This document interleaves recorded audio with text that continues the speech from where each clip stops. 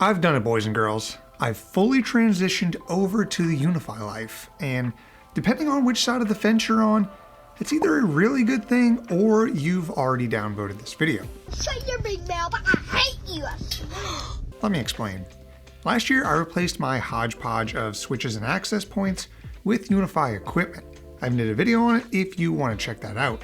But the one thing that I left that was non-Unifi was my firewall, which was running pfSense. I actually bought the UDM Pro about a year ago with the plan to upgrade, but I just couldn't get rid of pfSense. Eventually, I decided that as a YouTuber, it was my duty to make the switch so that I could further my knowledge with the Unifi ecosystem, but more importantly, I could milk it to make videos like this one.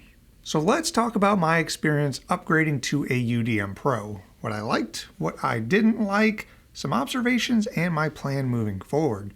I've been using the UDM Pro for about 2 months now, so I have a good feel of what it brings to the table. But note that I am far from an expert. At the time of making this video, I'm on Unifi Network version 7.4.162, so if I mention something here that's been patched or updated, that's why. When I replaced my pfSense firewall, not only was I replacing that, but also my Unifi cloud key, which contained my network configs for my switches and access points. This made the upgrade essentially a two-step process. I had to migrate my network configs from the cloud key, and I had to migrate my VLANs, firewall rules, and DHCP reservations from pfSense, neither of which was very fun at all. I was assuming I'd just be able to do a one-click migration of my network from the cloud key to the UDM Pro, but that didn't work. Maybe there's a way to do this, but after thinking about it, it didn't really make sense since the UDM Pro is a whole-ass firewall and the cloud key isn't. So this required me to remove all of my switches and access points from the cloud key one by one, then readopt them in the UDM Pro, which meant I physically had to go to every single device and hit the reset button. For some of this, it was easy, but some are mounted to ceilings or walls and are more of a pain in the Johnson to get to. Whatever. After all that was said and done, I had my UDM Pro up and running with all my downstream hardware adopted. Next step, oh boy, move all my VLANs, firewall rules, and DHCP reservations from pfSense. The VLANs weren't so bad as I only had like 5, and setting those up takes less than a minute each. Firewall rules, I'll get to that later. Oof. DHCP reservations was also kind of a pain since there's no real way to create a static reservation from scratch. Editor Brett here. Let me clarify. I was wrong. You actually can create a static IP even though the client is not in the client list. If you click the button in the top right, that will allow you to do just that, but it doesn't solve the issue of a bulk import, and it got me thinking it doesn't even solve an issue that I've wanted it to, and that is to act as a proper DNS server. You see, when assigning DNS records in Unifi, you have to go into the client, assign a fixed IP, and then you can give it a domain. I want proper DNS where I can create a domain and then assign that to whatever IP addresses I want. So again, Unifi, please implement a proper DNS server as well. After using the UDM Pro for a few months, I've gathered a list of things that I like and a list of things that, to put mildly, I do not like. Let's start off with the things I like. The most notable benefit of going to the UDM is the ecosystem. Even without Protect and Access, which I've heard are awesome, Unifi, hit me up if you're watching, is still awesome having your entire network interface in one place and be so cohesive. Having the ability to control all of your network devices as well as VLANs and firewalls in the same place is extremely convenient. Before this, I would have to create different VLANs and tags on my pfSense box, then replicate those in my Unifi network. Then obviously, if something was changed or added, I would have to update that downstream. Sure, it's not a huge deal, but I'll never complain about things being easier. Another thing that I'd say falls into the ecosystem category is the UI and stats. I'll tell you what, it's certainly pretty and presents you with some cool information right from the dashboard. Being able to see at a glance where most of your traffic is going, which clients are using the most bandwidth, which access points are most being used and you're paying to popular websites is pretty awesome. The UI itself is also intuitive for the most part, and I found myself fairly comfortable with it after only an hour or so. This was a huge difference from pfSense, which, while I admit is more feature-packed, isn't really the most inviting or intuitive experience for a beginner. Also positive to the UDM Pro is the load balancing. It's just so easy. With people becoming more reliant on internet connectivity every single day, it's not uncommon for these same people to have a primary and a backup internet service to their home. I'm actually one of those people.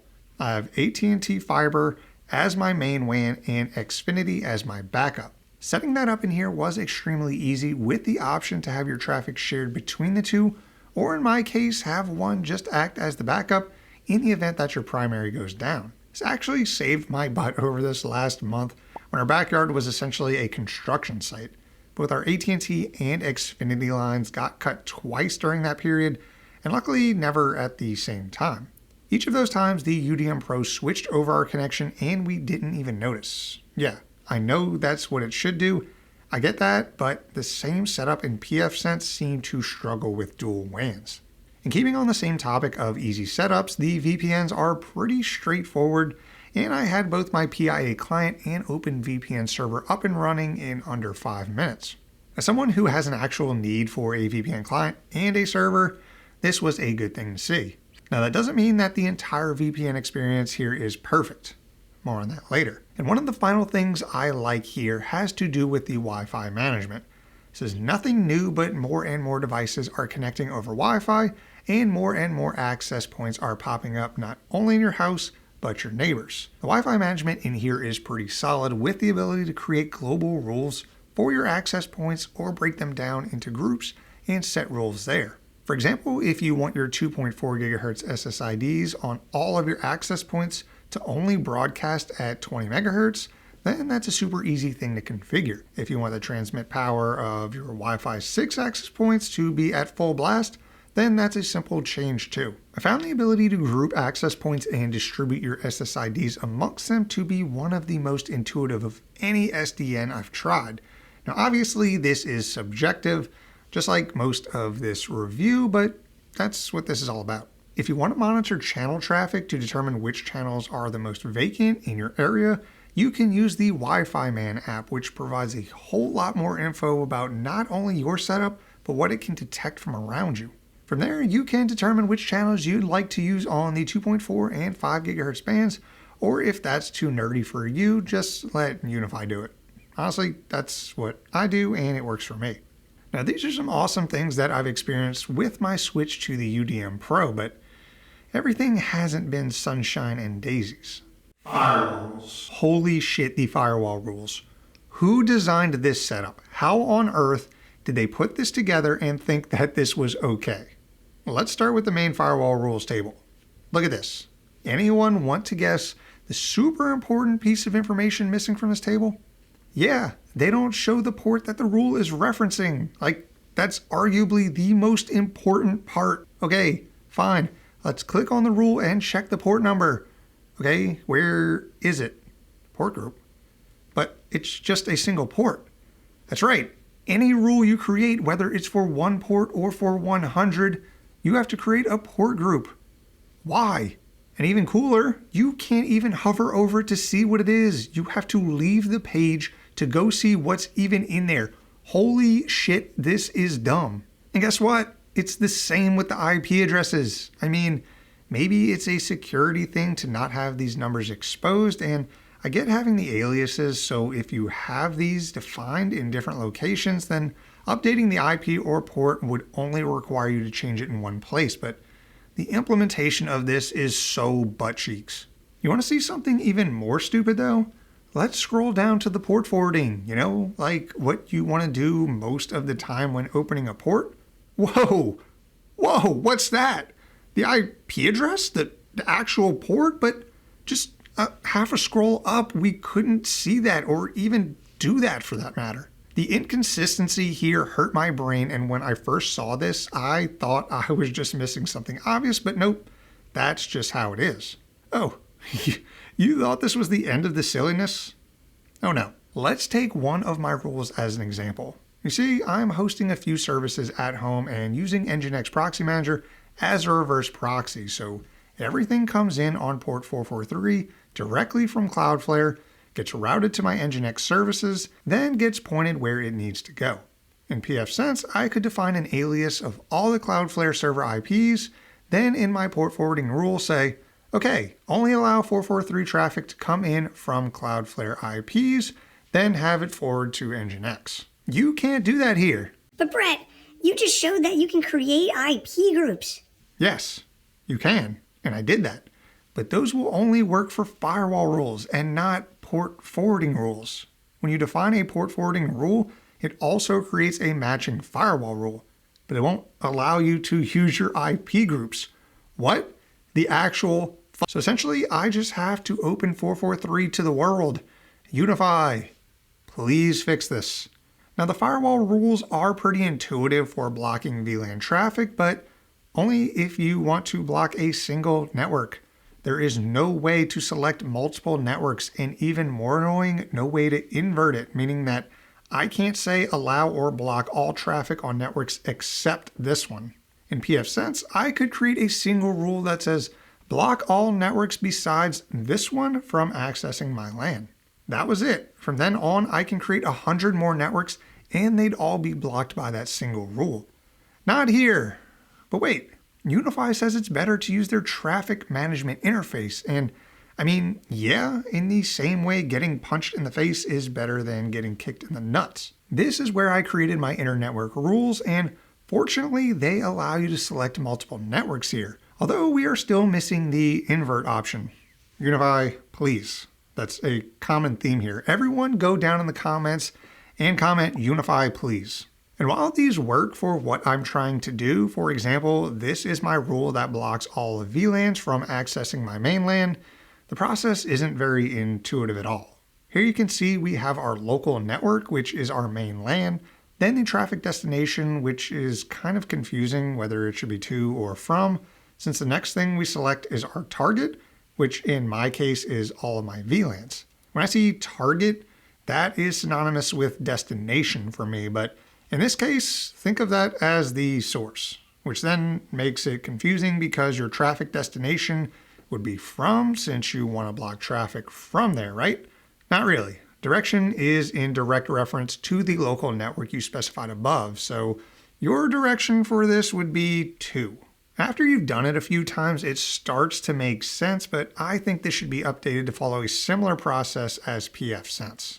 The last negative thing I want to touch on is some goofy stuff with their VPN setup. When you create a VPN server, you have the choice of spinning it up via OpenVPN or WireGuard. Very cool. However, if you want to use their site-to-site VPN, you can only use OpenVPN. Why? If I'm using WireGuard as my VPN of choice, I'm then forced to use a separate VPN for site-to-site. For those of you saying, "Oh, that's not a big deal. It's site-to-site. Who cares?" That's not the point. The point is that Unifi is extremely inconsistent on their approach to providing features, even within the same feature set. We saw the huge difference between how port forwarding rules, firewall rules, and traffic management rules work, and now we're seeing random differences in VPN features. It's almost like they have two developers working on similar features, but they're not allowed to talk to each other. I don't get it. Whew. Okay, now that my blood pressure is high, let's ease back a bit and talk about some of the things I noticed that I'd consider to be more neutral. Not necessarily great, but not terrible. First off is traffic management. Wait, didn't you just spend like 5 minutes ragging on it? Yes, but there are some useful features to it. For example, they make it very easy to block all traffic from specific regions, so if you're tired of getting hit with Chinese or Russian traffic, then just block it with a few clicks. You can also route specific traffic through any of your interfaces. So if you have a PC that you always want routed through your VPN client, or another that you always want to go through a specific WAN, then you can set it up in here. Another thing to mention is the logs. While I do like having access to a huge data dump of logs, I can certainly appreciate the way it's broken out into easy to understand categories in here. This may not be optimal for some of you out there, but it definitely makes it easier to troubleshoot for most users. Auto update is another one of those could be good, could be bad features. I personally set mine to off as I like to give each new version some time to get tested by everyone else, but I can understand when deploying this for other users or small businesses that the auto update feature can be pretty awesome. Some people who deploy a Unifi system aren't exactly IT people and don't want to deal with their network equipment. They want to set it and forget it. Having the auto update feature enabled is a good way to make sure that they have access to updated security patches and other features moving forward without having to do much of anything. And the last thing that I thought was kind of cool, but not really worthy of a spot in the positives section, is the security insights. It's kind of cool to look at as it breaks down your traffic, filtering, and where the traffic is coming from. Going into the filtering section, you can click through the threats that were blocked and more info is provided on them. Not super useful for me, but I just think it's pretty cool. Alright, a few random things I came across is that there's no wake on LAN feature, which I think would be cool if they implemented that. And this one might be a stretch, but I'd like to see a built-in reverse proxy. pfSense had the ability to run HA proxy directly on your firewall, and that was extremely convenient. Overall though, I'm pretty pleased with the switch to the UDM Pro. Obviously, it's not perfect, as you can tell by my firewall rant, but the ease of use and the ecosystem make it a quite pleasant experience to navigate around in. I already know some of you control your entire networking system via the CLI, and you've been doing that since the Civil War, but some of us actually like a UI and appreciate when it's pleasant to use. If I had to answer the question on whether or not I'd recommend this, I'd say it depends on which camp you fall into. If you're looking to deploy a network system and like the ecosystem with the access and protect, then it's a no-brainer. Unifi is pretty solid. If you're looking to build out a large network that is going to require dozens of VLANs and hundreds of firewall rules and 1,000 DHCP reservations, then I'd say go with something else. For me, personally, I don't really fall into the camp of needing to manage a large network, but after dealing with Unifi's firewall and DHCP experience, it's hard for me to convince people to use Unifi Gateway. If you're not worried about opening ports and stuff, then none of this matters, but that's my thought on Unifi. I know this is a polarizing topic, so I know all of you will probably hate this video considering I didn't love or hate Unifi, but oh well, that's my experience. Let me know how you feel about Unifi down in the comments below. That's all I have. If you liked the video, then drop a like. If you like this kind of stuff, then subscribe so you'll be around when I put Unifi head-to-head against pfSense to determine who really comes out on top. I want to give a huge shout out to my YouTube members and my Patreons. You guys are my super intuitive firewall rules that make it easy to block inter-network traffic. You guys are cooler than Dr. Phil, and if you're still watching, you're pretty cool too. Thank you so much, and I will see you in the next one.